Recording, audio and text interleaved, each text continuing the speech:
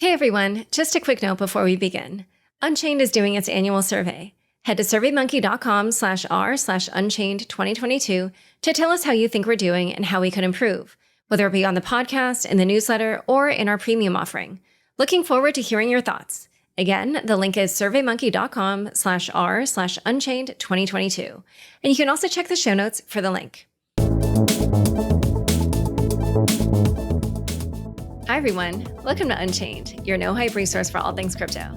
I'm your host, Laura Shin, author of The Cryptopians. I started covering crypto 7 years ago, and as a senior editor at Forbes, was the first mainstream media reporter to cover cryptocurrency full-time. This is the November 25th, 2022 episode of Unchained. With the Crypto.com app, you can buy, earn, and spend crypto in one place. Download and get $25 with the code LAURA, link in the description. DeFi Saver is an all-in-one management app with unique automation options for top lending protocols such as Aave, Maker, Liquidity, and Compound. Check them out on Ethereum mainnet, Arbitrum, and Optimism.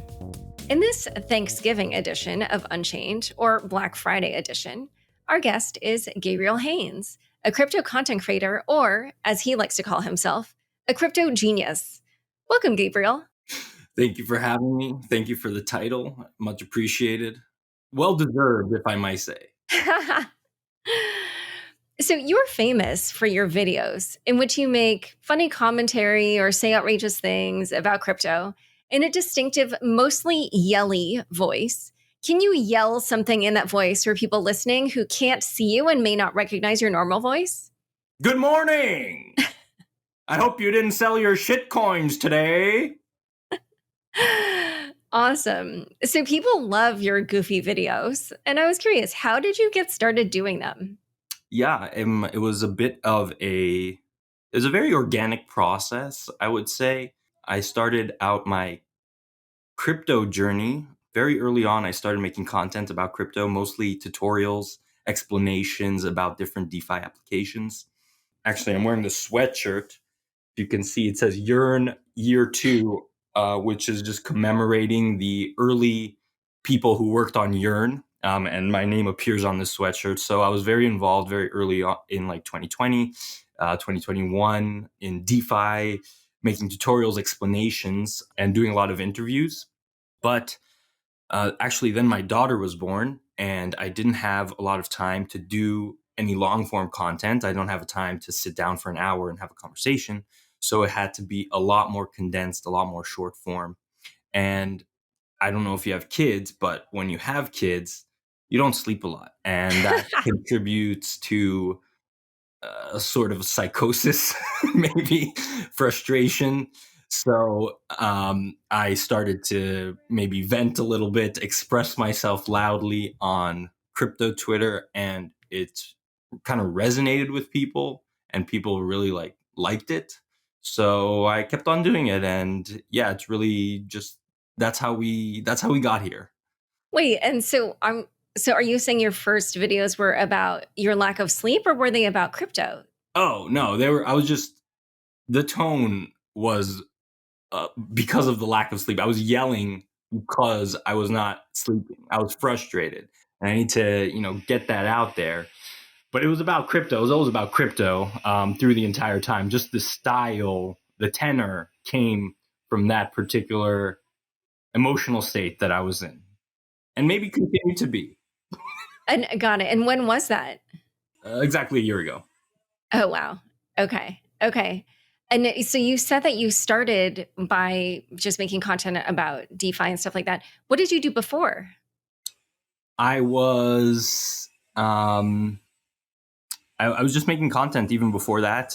Before I got into crypto, I was doing a hummus review. So if you right now, anyone who's listening, type in chickpea challenge in Google, and you will find a hummus eating competition hosted by my wife, in which I'm competing to eat as much hummus as possible. Now, I was living in Israel, and I would go around to different hummus places and review them. Like in the United States, you have kind of like pizza places, like a cultural fast food type. In Israel, in the Middle East, you have hummus. It's like fast food, very quick. You see, you get it, you go.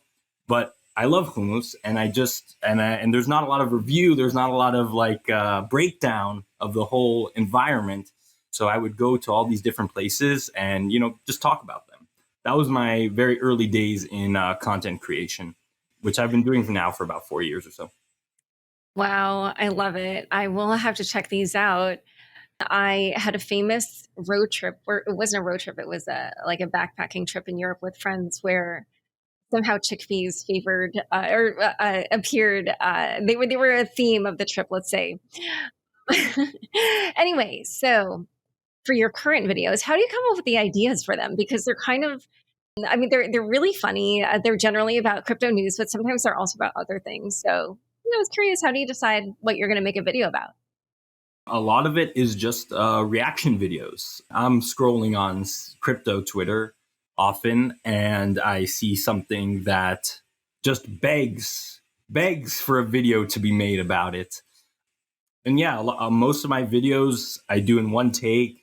I don't write anything down. I just kind of like just start talking. Maybe I have one or two words that I want to get in a rant. But yeah, it's all about reaction. I think that my best stuff will come from seeing something outrageous going on and being even more outrageous, in the way that I do. What would you say are your most popular videos so far?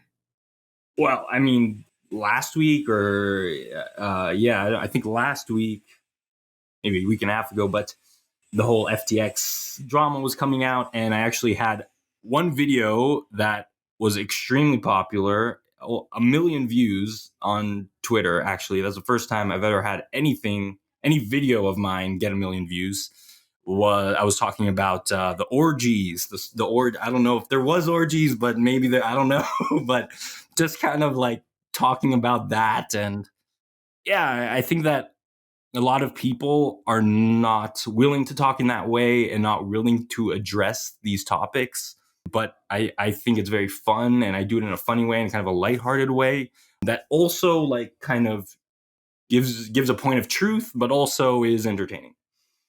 And that was the one where you are shirtless. And if I recall correctly, you're wearing jeans and there's snow on the ground and you have like an axe and you are yelling about this. Is that the one? Yeah, almost. I'm actually wearing Cool Cat's pants, which I'm wearing right now as well. Yeah, I was wearing like sweatpants and not an axe. It's a machete, please. I take my work very seriously, so we need to get these things correct. But yeah, basically what you're describing. I actually, as a journalist, I appreciate the fact check. I'd love to play a little clip of that. Caroline and SPF having sex on those goddamn beanbags? Picture that in your mind! That is disgusting! So you said you only do one take. So do you set everything up yourself, or do you have somebody videotaping you, or like what equipment do you use, and how professional of an operation is this? I would say it's quite not professional. My wife will sometimes film me, but most of the time I just put my phone even on the floor, just wherever it can be propped up. Actually, the most recent piece of equipment that I purchased was a tripod for my phone. And that's it. I mean, you don't need anything. I think that a lot of the reason I do it this way is because I recognize that I'm not a good editor and I don't like spending a lot of time editing.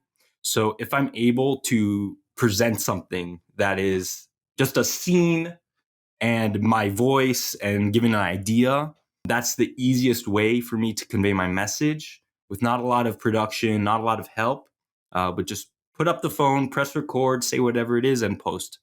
No need to work to go crazy with any sort of edits or filters or whatever. And I did see that you recently sold some of your videos as NFTs. Before that, had you ever made money from these videos, or was it always just for fun? Yeah, I mean, before selling, no. I mean, when you get started in content, I mean, better than I do. You've been doing this way longer than I have. When you get started, you're not making any money. I mean, nobody cares about you. Like, you're just out there yelling into a camera on your own. But yeah, I mean, you can you can go back, anyone can go back and look at my oldest videos on YouTube or Twitter or whatever. There's like 5 views on them.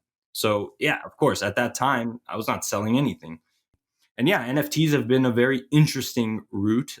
Usually what happens is that people will actually ask for me to mint an NFT. I won't just go ahead and just take every video and mint it.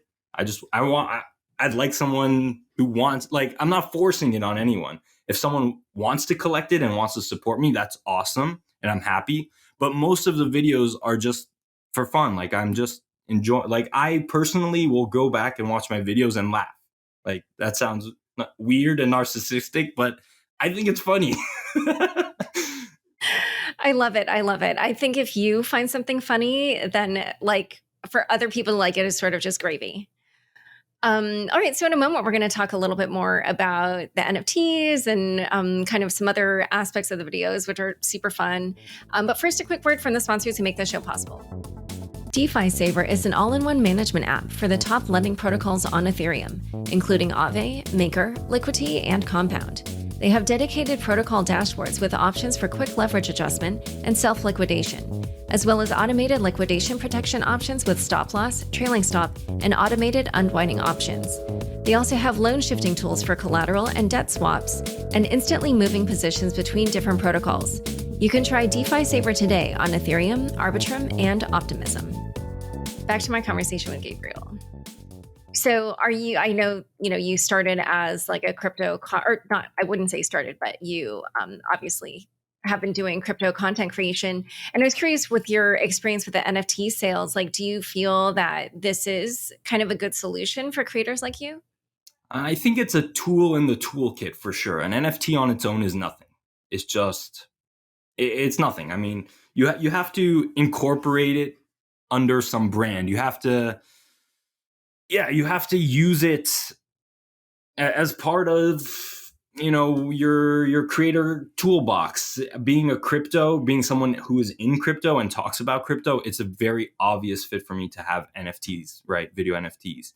And as crypto grows and as, the market cap continues to grow, number go up, then I think more and more people will be able to utilize this. Right now, it's mostly a very niche thing, focused mostly on crypto creators. You don't see a lot of people who are outside of crypto making NFTs for obvious reasons. It's very difficult. But yeah, I think it's super important. And the NFTs have been way more profitable than YouTube payments, or even Twitter has like super followers. Those have been minuscule. I mean, it's maybe 100 times more in NFTs. So yes, absolutely. Well, not that the number of NFT sales is Beeple level, but it's, it's something, and that it feels good. Yeah, I'm liking it. I'm enjoying. I like the NFTs. So you were saying that you go back and watch your own videos and they make you laugh. And for anybody who's followed you, they have seen that some people have made comments about you or your body, the fact that you do yoga. You then will kind of clap back at them through videos. And I was curious, like, how you felt about all that, and if you were surprised by it, or if you were hurt, if you thought it was just all in good fun, or what. I also want to say specifically that was BitBoy who said that he was like, I did some sort of yoga pose in one of my videos, and he's crow like, pose. I'm a former yoga instructor, so okay.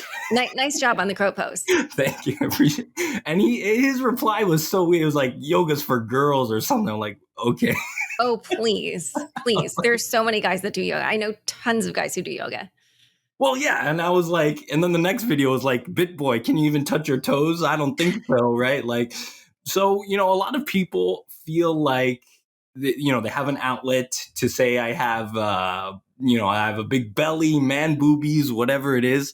And listen, I am overweight. I mean, I have a belly. What am I going to do about it? But I don't think there's any reason to be ashamed of it. I mean, if you go on TikTok right now or Twitter, whatever, you'll see 100 guys with their shirts off. Most of them, 99% of them, have these abs like they're like Thor or something. But that's just not realistic. It's not like that's not a real person. Like there's very, very few people that actually have that type of body, but we see it on TikTok as if it's every single person. So I think it's kind of interesting. It's kind of funny, like to put a guy who's like not in the best shape, not doesn't have like 6-pack abs or whatever, shirtless. Like, why not? I mean, it's just it's all part of the fun. I would agree. I would agree. So your wife, Lee Eller, has gotten in on this and she's been posting funny videos of her own. And I was curious how that all got started. Yeah, Lee has been she is an artist. She's a musician, an actress before we even met. And she made songs for many, many years ago, music videos. So she knows about making content. So it's not something that is foreign to her. But yeah, I've just been making videos and she's always been supportive and she's always happy to tag along and do her own thing and join in on the fun. So it's been awesome. And I like that it gives a different perspective to the videos I make. Like you can see a guy in the snow with a machete yelling about something, but then you see it from outside the window and my wife is talking about it. It's very funny. It gives like that alternate view, which I think adds another dimension to the universe of Gabe, of the Haines family, if you will. But yeah, it's been awesome. Yeah, between the two of you, it gets very meta watching the videos. It's super fun. So we talked a little bit about how NFTs could be beneficial for creators, but your actual job is around Web3 media. And I was curious to hear a little bit more about that. Like, what's your vision there? How do you think Web3 will change media? What does it offer that people can't get on the traditional version of the internet? Yeah, I mean, there's a lot of empowerment in being able to be directly supported by your fans. I mean, just even a couple days ago, I made a video about someone posted a TikTok video of SBF running down the street in the Bahamas. And I very quickly, made a kind of a reaction video to that. Someone asked, this is just a couple days ago. Someone asked, "Can you mint this? Can I collect this?" So I said, "Sure." I put up 10 NFTs for 0.5 ETH each, and it sold out within an hour. Okay, now that's a few $100s. I'm not going to be rich from it, but if you are a content creator in any other industry, outside of crypto, if you're a chef, if you're whatever it is, you're not going to be making a few $100s from a video that you just made a couple hours ago. It will be almost impossible unless you have sponsors or whatever. You're not going to get that support natively from any platform, not TikTok, not Twitter, not YouTube, nothing. And the ability for fans who support my work to support me directly, it feels really good, and it gives me the confidence and the support to be able to keep on doing this, because a few $100s, it could be today, but it could be a couple years from now, if I keep growing, could be $1 million for an NFT. Why not? If someone sees the value. So I really think that the future of Web3 it is that connection between the creators and the audience. And it's that direct, no intermediary connection, which is very powerful and which allows the market to actually decide who is bringing value and who is not. Not an algorithm doesn't have to decide, just individuals who find value in what is being created. Awesome. I love it. As a creator myself, I think there's a lot that Web3 hopefully will bring to creators. So this episode will come out the day after Thanksgiving in the US. I was wondering if there's any crypto related holiday message you want to give people? Buy turkey coin. No, I don't know. Enjoy the time with family. Enjoy the time with friends. You're probably going to be not going to be treated very well by the people that you convinced to buy crypto over the past year. But hey, that's okay. It comes with the territory. Just have a nice time, relax, enjoy. I totally agree with everything you said. All right, Gabriel. Well, it's been so fun having you on Unchained. Thanks for coming on the show. My pleasure. Thank you for having me, Laura. Oh, yeah. And for those who are watching the video, Gabriel made a special video just for Unchained, which we will feature after the ad break. For those of you that are listening on the pod, stick around as well, since you can at least hear what he's saying in his funny, yelly voice. All right. Well, thanks again, Gabriel. My pleasure. Join over 10 million people using Crypto.com, the easiest place to buy, earn, and spend over 150 cryptocurrencies. Spend your crypto anywhere using the Crypto.com Visa card. Get up to 8% cash back instantly, plus 100% rebates for your Netflix, Spotify, and Amazon Prime subscriptions. Download the Crypto.com app now and get $25 with the code LAURA. Link in the description. Thank you very much for listening to this conversation on the Unchained podcast. I hope you enjoyed it as much as you did eating your goddamn turkey. In the coming year, I wish you a 100x so you can make back all that money that you lost, and so you can repay back your family members for selling them shit coins at the top. Yeah.